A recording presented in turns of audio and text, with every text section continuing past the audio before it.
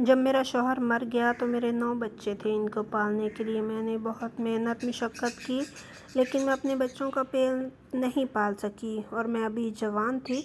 گاؤں کا بڑا چودھری کہتا، تمہارے بچوں کا میں سہارا بن جاؤں گا، لیکن روزانہ رات کو تمہیں میرے پاس آنا پڑے گا۔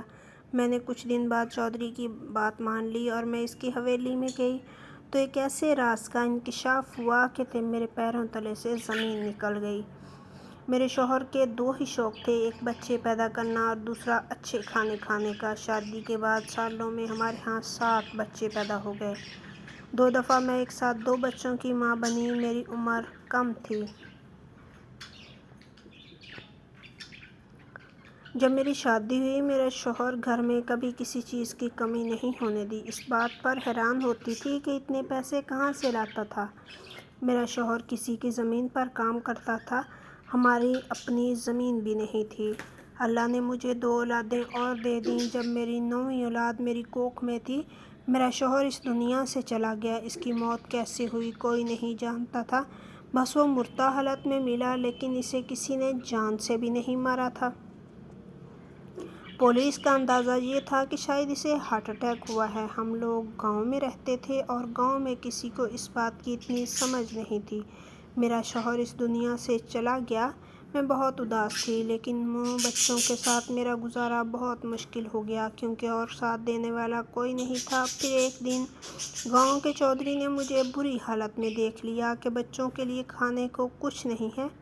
میں سڑکوں میں پھر رہی تھی اور اس نے کہا کہ میں تمہارے بچوں کا سہارا بن جاؤں گا، پر روز تمہیں رات کو میرے گھر آنا ہوگا۔ یہ بات میرے لیے مشکل تھی، لیکن اپنے 2 بچوں کو مرتا ہوا نہیں دیکھ سکتی تھی۔ بچوں کے لیے مان گئی، لیکن جب میں حویلی میں گئی تو وہاں پر ایک ایسے راز سے پردہ اٹھا کہ میں حیران رہ گئی، کیونکہ یہ بات بہت ہی زیادہ عجیب تھی کہ دراصل وہ چودھری میرا سگا۔ میرا نام ماریہ ہے۔ میری عمر بہت کم تھی جب میری شادی عظیم نامی بندے سے ہو گئی۔ میں اپنے شہر سے گاؤں آ گئی۔ میں تھوڑی بہت پڑھی لکھی تھی، لیکن گاؤں میں آ کر میری ساری عقل گھر داری اور بال بچے داری کی نذر ہو گئی۔ شادی کے پہلے ہی سال اولاد 2 ایک ساتھ ہوئیں۔ اس کے بعد اولاد کی لائن لگ گئی۔ میں نے ہر سال بچہ پیدا کیا۔ یوں 7 سے 8 سالوں میں 9 بچوں کی ماں بن گئی۔ میرا شوہر عجیب طرح کا آدمی تھا۔ وہ بہت ہی چھوٹی نوکری کرتا تھا، لیکن گھر میں پیسے بہت زیادہ لایا کرتا تھا۔ گھر میں نہ تو کوئی ساس تھی، نہ کوئی نند یا کوئی اور گھر میرے شوہر کا اپنا تھا۔ لیکن میں اتنی اکیلی اتنے سارے بچوں کو پال کے بہت زیادہ تھک جاتی تھی اور بہت پریشان رہتی تھی۔ کبھی کبھی بری طرح رونے لگی، اپنے شوہر سے کہتی مجھ سے یہ سب نہیں ہوگا، لیکن میرا شوہر ایک بہت ہی خاص قسم کا شربت بنایا کرتا تھا۔ اس شربت میں وہ بادام، پستے، کوئی ایسی ٹھنڈی چیز ملاتا جس کو پی کے نہ صرف بہت ہی سکون آتا، بلکہ میں پورے دن کی تھکی ہوتی رات کو سکون سے سو جاتی، ورنہ میری ٹانگوں میں اتنا درد ہوتا کہ میں سو ہی نہیں پاتی تھی، کیونکہ پورا دن بچوں کو اٹھا کر کام کرتی۔ بچوں کی پیدائش میں زیادہ وقفہ نہیں تھا، اس لیے بہت تنگ کرتے تھے۔ میرا شوہر رات کو میرے لیے یہ شربت ضرور بناتا اور جب میں شربت پی لیتی تو صبح تک مجھے ہوش ہی نہ ہوتا کہ میں کب سوئی ہوں اور کب اٹھی۔ اگر رات میں کوئی بچہ جاگ جاتا تو میرا شوہر ہی اس کا خیال کرتا تھا۔ وہ کہتا دن بھر تم کام کرتی ہو، ان کو سنبھالتی ہو، رات کو میں سنبھال لوں گا، سکون سے سو جایا کرو۔ اور میرے شوہر کی ایک اور عجیب بات تھی، وہ گھر میں بہت کم رہتا۔ جب بھی گھر آتا تو رات کے لیے مجھے بے ہوش کر دیتا۔ وہ کہتا تھا کہ ہوش میں رہ کے تمہارے قریب نہیں آ سکتا، یہ میرا مسئلہ ہے اور تمہیں اس بات کو سمجھنا ہوگا۔ میں اس کی ہر بات مان لیتی کیونکہ وہ بھی میرا بہت زیادہ خیال رکھتا تھا۔ اس کی خوشی میں میری راحت تھی۔ میری زندگی میں میری رات اچھی گزر جاتی تھی اور میں سکون سے سوئی رہتی تھی۔ اللہ نے 8ویں بچے سے بھی نواز دیا، لیکن میرے شوہر کو ایسا دیکھ کر لگتا ہی نہیں تھا کہ وہ 8 بچوں کا باپ ہے۔ وہ ابھی بھی لڑکا ہی لگتا تھا، جبکہ خوبصورت تو میں بھی بہت تھی اور دیکھنے میں بری نہیں لگتی تھی، لیکن جانتی تھی کہ دراصل اندر سے بہت کمزور ہوتی جا رہی ہوں۔ بچے پیدا کرنا آسان نہیں تھا۔ میرا شوہر گھر میں اچھی اچھی چیزیں لے کر آتا، مجھے کھلاتا پلاتا بھی بہت اچھا تھا اور ساری رات بچوں کو سنبھال کر میری نیند بھی پوری کرواتا تھا۔ یہ دونوں باتیں اس میں بہت اچھی تھی، لیکن اس کی تنخواہ اتنی اچھی نہیں تھی۔ اس کے پاس اپنی زمین بھی نہیں تھی، کسی اور کی زمین کی دیکھ بھال کرتا تھا، پھر اتنے پیسے نہ جانے کہاں سے لاتا۔ فرمائش کرتی تو فوراً پوری کرتا۔ بچوں کے لیے بہت اچھا باپ تھا۔ ایسا نہیں تھا کہ ایک بچے کے کپڑے دوسروں کو پہنا دیے۔ جب بچہ پیدا ہوتا اس کے لیے سارا کچھ نیا بناتے تھے۔ گاؤں والے مجھ پرورش کرتے تھے اور کہتے تھے تمہارے شوہر نے تمہیں بہت اچھے حالات میں رکھا ہوا ہے۔ میں پہلے ہی شادی نہیں کرنا چاہتی تھی، لیکن ابھی مجھے واقعی لگتا کہ میں خوش قسمت ہوں۔ لیکن میری خوشیوں کو آگ لگ گئی جب ایک دن مجھے خبر ملی کہ میرا شوہر بے ہوشی کی حالت میں ملا ہے، اسے ڈاکٹر کے پاس لے گئے ہیں۔ لیکن پھر دوسری خبر نے تو جان ہی نکال دی کہ ڈاکٹر کی طرف لے جا تو رہے تھے، پر راستے میں میرے شوہر نے دم توڑ دیا۔ اس ٹائم میرے کوکھ میں میرے شوہر کا 9واں بچہ تھا۔ میں بہت روئی، بہت تڑپی۔ اپنے شوہر کے بنا بچوں کو کیسے سنبھالوں گی؟ یہی خیال سب سے پہلے میرے دماغ میں آیا تھا۔ میرے شوہر نے گھر میں کچھ پیسے رکھے تھے جو کفن دفن میں استعمال ہو گئے۔ کچھ دور پار کے رشتہ دار تھے ضرور، لیکن کوئی بھی ہمیں اپنے گھر لے جانے پر راضی نہیں تھا اور نہ ہی کوئی ہمیں سہارا دینا چاہتا تھا۔ اگر سارے رشتہ دار ہمیں مہینے کے تھوڑے تھوڑے پیسے بھی دیتے تو ہمارا گزارا چل سکتا تھا، لیکن کوئی بھی اس بات پر نہیں آ رہا تھا۔ سب کا یہی کہنا تھا کہ 10 بچوں کا خرچہ کون اٹھائے گا؟ ان سب کو کوئی بھی نہیں پال سکتا، اور 9 بچوں کی ماں کے ساتھ شادی بھی کسی نے نہیں کرنی، کیونکہ ہمارے معاشرے میں جب کوئی عورت ایسے بیوہ ہو جاتی ہے تو اس کو یہی مشورہ دیا جاتا ہے کہ اب تم دوسری شادی کر لو تاکہ تمہارے بچوں کو پالنے والا کوئی مل جائے۔ لیکن کوئی پاگل ہی ہوگا جو ایک ایسی عورت سے شادی کرتا ہے جس کے ساتھ 9 بچوں کا ساتھ ہو اور 4 بیٹیاں تھیں۔ میں نے غصے میں آ کر سارے رشتہ داروں کو باتیں سنا دیں اور کہا کہ کوئی ضرورت نہیں ہے مجھے کسی کی، اپنے آپ کو، اپنی اولاد کو خود پالوں گی۔ میں جا سکتی ہو تم سب، تمہارا رشتہ دار اس دنیا سے چلا گیا ہے۔ اس کی میت کا پکا ہوا کھانا بھی ختم ہو گیا، اب یہاں پر کیوں بیٹھے ہو؟ سب لوگوں نے مجھے باتیں سنائیں اور کہا کہ ہم تو تمہارا فائدہ سوچ رہے تھے، لیکن تم بھلا کرنے کے قابل نہیں ہو۔ میں نے کہا کہ نکل جاؤ گھر سے، کوئی ضرورت نہیں ہے۔ کسی کے گھر میں کچھ پیسے پڑے تھے، پہلے وہ استعمال ہو گئے، اس کے بعد گھر کی کچھ چیزیں بیچنے لگی۔ اب ایک آخری گائے رہتی تھی جس کا دودھ میرے بچے پیتے تھے، لیکن گائے کو کھلانے کے لیے چارہ بھی نہیں تھا تو دودھ بھی نہیں آ رہا تھا، گائے بھی بیچ دی۔ پھر 1 مہینہ انہی پیسوں پر گزر گیا، لیکن اس کے بعد پھر سے فاقے بڑھنے لگے۔ بچے بھوک سے بلک رہے تھے۔ ان کا دل بہلانے کے لیے ان کو کھیتوں کی طرف لے گئی، کیونکہ گاؤں میں اور کچھ نہیں تھا۔ کھیتوں کے قریب ایک درخت تھا جس میں چھوٹے چھوٹے شہتوت لگے تھے۔ میرے بچے تو ان کو کھا کر اپنا پیٹ بھرنے لگے جب ہمیں کسی شخص نے دیکھ لیا۔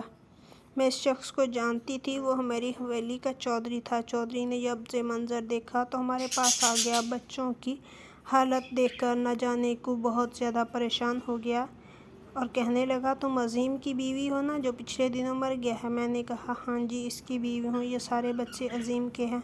میں نے کہا ہاں۔ کہنے لگا کیسے گزارا کرتی ہو؟ میں نے اس کو ساری بات بتا دی۔ سب کچھ ختم ہو گیا ہے، آخر جانور تھا گھر میں وہ بھی بیچ دیا ہے۔ بچے بھوک سے بلک رہے تھے اس لیے ان کو یہاں لے آئے۔ اس نے بچوں کو گاڑی میں بٹھا لیا، مجھے کہا کہ گاڑی میں بیٹھو، تمہیں تمہارے گھر چھوڑ آتا ہوں۔ گھر چھوڑنے آیا تو اس نے میری ہتھیلی پر کچھ پیسے رکھے۔ مجھے خوشی ہوئی کہ چودھری نے میرا احساس کیا۔ میں نے کہا چائے پی کر جائیں، بچے باہر کھیل رہے تھے۔ میں چائے بنانے لگی، چودھری کے لیے چائے بنا کر لائی تو اس نے کپ کے ساتھ ہاتھ پر ہاتھ رکھا۔ میں نے اپنا ہاتھ پیچھے کر لیا۔ چودھری صاحب آپ یہ کیا کر رہے ہیں؟ کہنے لگا تم سوچو کہ تم کیا کر رہی ہو، تم کیا کرو گی، اتنے سارے بچوں کا پیٹ کیسے پالو گی؟ جو پیسے میں نے دیے ہیں وہ 2 دن بعد ختم ہو جائیں گے، پھر اس کے بعد تم کیا کرو گی؟ میں نے کہا کہ اللہ نگہبان ہے، جیسے آپ کو وسیلہ بنا کر بھیج دیا ایسے کسی اور کو وسیلہ بنا دے گا۔ اس دنیا میں کوئی بھوکا نہیں مرتا، کچھ نہ کچھ کر لوں گی، ہو سکتا ہے یہ گھر بھی بیچ دوں۔ تو چودھری نے کہا گھر بیچنے کی غلطی بالکل نہیں کرنا، نہیں تو سڑک پر آ جاؤ گی۔ میرے پاس تمہارے لیے ایک کام ہے۔ میں دل میں سوچنے لگی کہ چودھری کی بہت بڑی حویلی ہے، شاید حویلی میں مجھے کوئی کام دے دیں تو میں اپنے بچوں کا پیٹ پال لوں گی۔ بڑی بیٹیاں دونوں اتنی بڑی تھیں کہ اگر میں گھر پہ نہ ہوتی تو باقی بھائیوں کو سنبھال سکتی تھیں۔ ویسے بھی ان کو وقت سے پہلے بڑے ہونے کی ضرورت تھی کیونکہ ان کا باپ سر پر نہیں تھا۔ میں نے جھٹ سے چودھری صاحب سے کہا کہ جی آپ مجھے جو بھی کام کہیں گے میں ضرور کروں گی۔ اس نے کہا کہ رات کو حویلی آ جانا۔ میں نے کہا رات کو کس ٹائم؟ یہ سوچ کر میں تھوڑی پریشان ہوئی کہ رات میں کیوں بلا رہے ہیں، تو اس نے کہا رات کو 10 بجے کے بعد آنا اور حویلی کے سامنے والے دروازے پر نہیں آنا بلکہ پچھلے والے دروازے پر آنا۔ اب اتنی بھی بیوقوف نہ تھی کہ بات کو سمجھ نہیں پاتی۔ بات سمجھ گئی تھی۔ حویلی میں چودھری مجھے پچھلے دروازے سے اور رات کے وقت کیوں بلا رہا تھا۔ میں جانتی تھی وہ چلا گیا اور میں انہی سوچوں میں کھو کر رہ گئی۔ جو پیسے چودھری نے دیے تھے وہ واقعی کرانے والے نے اپنے پچھلے حساب میں کاٹ لیے اور صرف اتنا ہی کھانا دیا جتنا ہم ایک ٹائم کے لیے بنا سکتے تھے۔ اس کے علاوہ اس نے کوئی بھی چیز دینے سے انکار کر دیا۔ اس نے کہا کہ ہمارے پیسے 4 مہینے بعد آئے ہیں، اب میں دوبارہ سے ادھار دینے کے لیے بالکل بھی تیار نہیں ہوں، پتہ نہیں دوبارہ کب واپس آئیں۔ 10 بجنے میں تھوڑی ہی دیر باقی تھی۔ اپنے شوہر کی تصویر کو گلے سے لگائے بیٹھی رو رہی تھی۔ کیا کروں کیا نہ کروں سمجھ نہیں آ رہا تھا۔ میرے شوہر نے ہمیشہ اچھا کھلایا، اچھا پہنایا، کبھی کوئی ذلت کی زندگی جینے نہ دی۔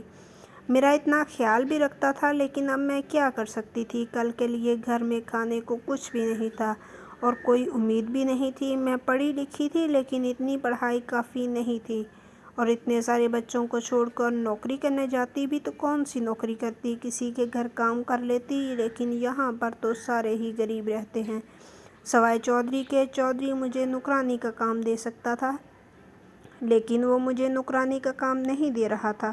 بچوں کو بھوک سے مرتے ہوئے نہیں دیکھ سکتی تھی، اس لیے دل پر پتھر رکھ لیا، بچوں کو سلا دیا۔ بڑی بیٹی سے کہا سب کا خیال رکھنا، میں آتی ہوں، اور حویلی کے پچھلے دروازے پر چلی گئی۔ وہاں پر کوئی بھی موجود نہیں تھا۔ میں یہی چاہ رہی تھی کہ کوئی موجود نہ ہو، کوئی مجھے چور سمجھ کر پکڑ ہی نہ لے، لیکن 15 منٹ گزر گئے، وہاں کوئی نہ آیا۔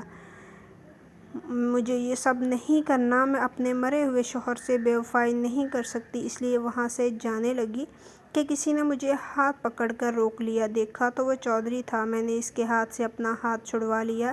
اس نے کہا کہ واپس جاؤں گی تو بہت پچھتاؤ گی، اپنے بچوں کے بارے میں سوچو۔ میں نے کہا کہ آپ مجھے میرے بچوں کے بارے میں بتا کر مجھ سے غلط کام کروانا چاہتے ہیں۔ تو اس نے کہا کہ ہر کام غلط ہے یا نہیں اس کا فیصلہ کام خود کرتا ہے۔ میں نے کہا آپ کی بیوی نہیں ہے، آپ کے بچے نہیں ہیں، آپ خود سوچیں، اگر میں آپ کی جگہ اور آپ میری جگہ ہوتے تو پھر آپ پر کیا گزرتی؟ اس نے کہا کہ میری بیوی ہے لیکن میرے بچے نہیں ہیں اور میں دراصل تمہاری جگہ پر ہی ہوں۔ مجھے چودھری کی باتیں سمجھ نہیں آ رہی تھیں اور مجھے اس پر ترس آ رہا تھا، لیکن اس کی آنکھوں میں مجھے کوئی ہوس دکھائی نہیں دی۔ چودھری نے کہا تمہارا شوہر بہت اچھا انسان تھا، بہت زیادہ، اس کو اللہ جنت میں جگہ دے۔ میں نے کہا کسی اچھے انسان کی بیوی کی عزت خراب کرنا چاہتے ہیں؟ تو اس نے کہا سر جھکا لیا اور کہا رات کو میرے پاس آنا ہوگا تمہیں، اور اس کے بعد پورے ہفتے کے بعد میں تمہیں کچھ ایسا بتاؤں گا کہ تم حیران رہ جاؤ گی۔ میں کسی طرح یہ زہر کا گھونٹ پی گئی کیونکہ اپنے بچوں کو بھوکا نہیں دیکھ سکتی تھی۔ چودھری نے میرے گھر میں راشن بھی ڈلوا دیا اور گھر میں جو چیزیں کم تھیں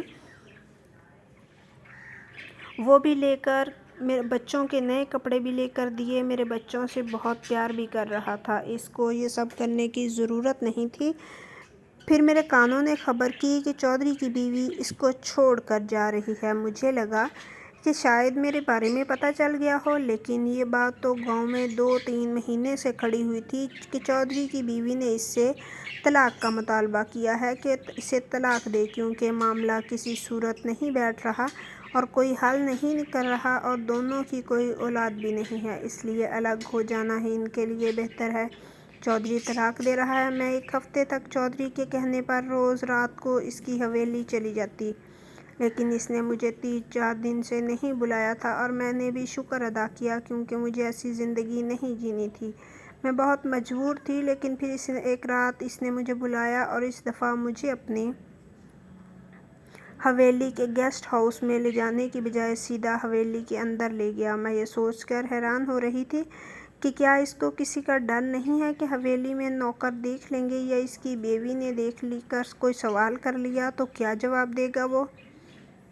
لیکن مجھے ایسا لگتا تھا کہ حویلی میں کوئی بھی نہیں تھا۔ وہ مجھے ایک کمرے میں لے آئے جو بہت خوبصورت تھا۔ ایسا لگتا تھا یہاں کی ہر چیز نئی تھی۔ پھر اس نے مجھے ایک اور کمرہ دکھایا جو بچوں کے لیے سجایا گیا تھا۔ وہ مجھے اپنی حویلی کیوں دکھا رہا تھا مجھے سمجھ نہیں آ رہی تھی۔ پھر مجھے واپس اسی کمرے میں لے آیا، مجھے اپنے سامنے بٹھایا اور میرا ہاتھ پکڑا۔ اس کا انداز ایسا تھا جیسے وہ مجھ سے بہت محبت کرتا ہو، لیکن اس کو مجھ سے کیسی محبت جو مجھے اپنے فائدے کے لیے استعمال کر رہا تھا، میری مجبوری کا فائدہ اٹھاتا تھا۔ لیکن اس نے مجھے ایسی بات بتائی، میں حیران رہ گئی۔ اس نے کہا، میں نے اپنی بیوی کو طلاق دے دی ہے۔ میں تمہارا شوہر ہوں۔ عظیم کبھی تمہارا شوہر تھا ہی نہیں۔ میں تمہارا شوہر ہوں اور میری مجبوری کہ مجھے تمہیں اس شخص کے ساتھ رکھنا پڑا۔ تم کو یاد ہوگا کہ تمہارا شوہر رات کو تمہیں ایک شربت پلایا کرتا تھا جس سے سکون کی نیند آتی تھی اور یوں میں تمہارے پاس آ جاتا۔ یہ جتنے بھی بچے تم دیکھ رہی ہو، یہ سارے کے سارے میرے بچے ہیں، کیونکہ میری بیوی مجھے کوئی اولاد نہیں دے سکتی تھی۔ لیکن میری بیوی کو اگر پتہ چل جاتا کہ میری ایک اور بیوی ہے اور اس کے بچے ہیں تو وہ تمہیں جان سے مار ڈالتی۔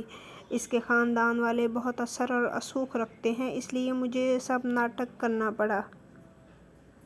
تمہارا شوہر میں ہوں۔ یہ سارے بچے میرے اور عظیم نے خودکشی کی ہے کیونکہ وہ اس طرح کی زندگی سے تنگ آ گیا تھا۔ اس کا کہنا تھا کہ وہ دھوکہ نہیں دے سکتا۔ وہ بچے اس کو باپ کہتے ہیں۔ وہ بہت پریشان ہو گیا تھا، اس لیے اس نے خودکشی کر لی تاکہ راستے سے ہٹ جائے۔ وہ میرا وفادار نوکر تھا، میں اس کا احسان کبھی نہیں بھولوں گا۔ اس نے تمہیں اپنے گھر میں رکھا اور میری عزت پر کوئی آنچ نہیں آنے دی۔ میں یہ سن کر حیران رہ گئی کیونکہ میرے شوہر نے یہی کیا تھا۔ ہمیشہ رات کو میرا شوہر مجھے سلا دیا کرتا۔ میں نے اسے کہا، اگر ایسا ہی تھا کہ پھر مجھ سے یہ سب کیوں چھپایا؟ مجھے رات کو کیوں بلاتے رہے؟ تو چودھری نے کہا کہ میری بیوی کو جب تک میں اس حویلی سے نکال نہیں لیتا میں تمہیں یہاں نہیں لا سکتا تھا، اور تمہارے شوہر نے خودکشی کر لی ہے، اس لیے مجھے کسی طرح 1-2 ہفتے اور طلاق کے بیچ کا یہ وقت کسی طرح گزارنا پڑا تاکہ کسی کو شک نہ ہو کہ تم میری بیوی ہو۔ یہ حویلی اور سب کچھ تمہارا اور میرے بچوں کا ہے۔ آج سے تم یہیں رہو گی۔ یہ کمرہ تمہارا ہے، دوسرا کمرہ میں بچوں کے لیے سجایا ہے۔ بچوں کو سنبھالنے کے لیے آیا رکھیں گے۔ انتظام کر دیا جائے گا۔ تمہاری زندگی میں آرام و سکون ہوگا۔ میں نے کہا کہ ابھی یہ سب کچھ سمجھ نہیں آ رہا۔ میں تمہیں کیسے قبول کروں؟ میں نے تمہیں اپنا نہیں سمجھا۔ تو اس نے کہا کہ ہاں، اس میں بھی میں ہی قصوروار ہوں۔ تم کو کتنا وقت چاہیے تم لے سکتی ہو، لیکن میں تم سے بہت محبت کرتا ہوں۔ تم میرے بچوں کی ماں ہو۔ یہ ساری باتیں سن کر میرے قدموں تلے زمین نکل گئی۔ مجھے چکر آ گئے، میں بے ہوش ہو گئی۔ جب ہوش آیا تو اسی کمرے میں تھی اور چودھری سے کہا کہ میں نہیں کر پاؤں گی کیونکہ میں نے اپنے شوہر کو ہی اپنا سب کچھ سمجھا۔ وہی میرے لیے واقعی سب کچھ تھا، میرا خیال رکھتا تھا۔ میرے بچے اسی کو باپ سمجھتے تھے۔ تم نے میری زندگی کو جھنجھوڑ کر رکھ دیا ہے۔ تمہیں یہ حق کس نے دیا تھا کہ اگر تم میں اتنی ہمت نہیں تھی کہ تم اپنی بیوی کو یہ بتا سکتے کہ تمہاری دوسری بیوی بھی ہے اور اس سے تم نے 9 بچے پیدا کیے ہیں؟ تم ایک بزدل انسان ہو۔ میں تم پر بھروسہ کیوں کروں؟ تم نے ایک عورت سے ڈر کر میری زندگی برباد کی۔ مجھے چودھری نے سمجھایا کہ میں مجبور تھا کیونکہ وہ عورت تم کو مروا سکتی تھی، اس لیے اس سے ڈر رہا تھا کیونکہ اگر اس کے ہاتھ میری کمزوری لگ جاتی تو وہ رحم کرنے والوں میں سے نہیں تھی۔ لیکن اب وہ میری زندگی سے نکل چکی ہے۔ میں نے کہا کہ اگر اب اسے پتہ چل گیا اس نے میرے بچوں کو کوئی نقصان پہنچانے کی کوشش کی تب تم کیا کر لو گے؟ تو اس نے کہا کہ ایسا نہیں ہوگا، تو یہاں پر پہرے میں رہو گی، میری حفاظت میں ہوگی۔ میں تم سے بہت زیادہ محبت کرتا ہوں، میری بات کو سمجھنے کی کوشش کرو۔ مجھے کچھ سمجھ نہیں آ رہا تھا۔ شاید دنیا والوں کو میری کہانی بہت عجیب لگے، لیکن دراصل حقیقت ایسی ہی ہوتی ہے۔ حقیقت میں اس سے بھی زیادہ بری حرکتیں لوگوں کے ساتھ ہو جاتی ہیں۔ میرے ساتھ جو ہوا وہ تو پھر بھی ایک ایسی بات تھی جس کا کوئی نہ کوئی جواز نکل سکتا تھا۔ مجھے یاد ہے میرا شوہر کبھی بھی ہوش و حواس میں میرے قریب نہیں آیا تھا، لیکن میں تو اسے ہی اپنا شوہر سمجھتی تھی۔ وہ چودھری کا وفادار نوکر تھا۔ جو اپنے مالک سے وفاداری نبھاتا رہا۔ پھر اسی سب میں الجھ کر اس نے خودکشی کر لی، لیکن وہ میرا شوہر تھا، میرے بچوں کے لیے ان کا باپ۔ مجھے اپنے بچوں کو یہ بات سمجھانے میں بہت وقت لگ گیا، اور میں نے چودھری کو کبھی دل سے قبول نہ کیا، لیکن وقت ہر زخم کا مرہم ہے۔ وقت گزرنے لگا، وقت کے ساتھ ساتھ سب کچھ ہونے لگا، لیکن ابھی بھی چودھری کے لیے میرے دل میں محبت نہیں تھی۔ وہ صرف ان بچوں کا باپ اور میرا شوہر تھا جو ہماری ضرورتیں پوری کر رہا تھا۔ قیامت کے دن ضرور عظیم کا گریباں پکڑوں گی، کہوں گی کہ اس نے میرے ساتھ یہ سب کیوں کیا؟ چودھری نے اسے یہ سب کرنے کے لیے مجبور کیا، تو اس نے کیا کیوں؟ کیونکہ وہ انکار بھی تو کر سکتا تھا۔ اس نے میری زندگی برباد کر دی۔ میں دو مردوں کے بیچ میں پسی ہوئی ایک عجیب طرح کی عورت ہوں۔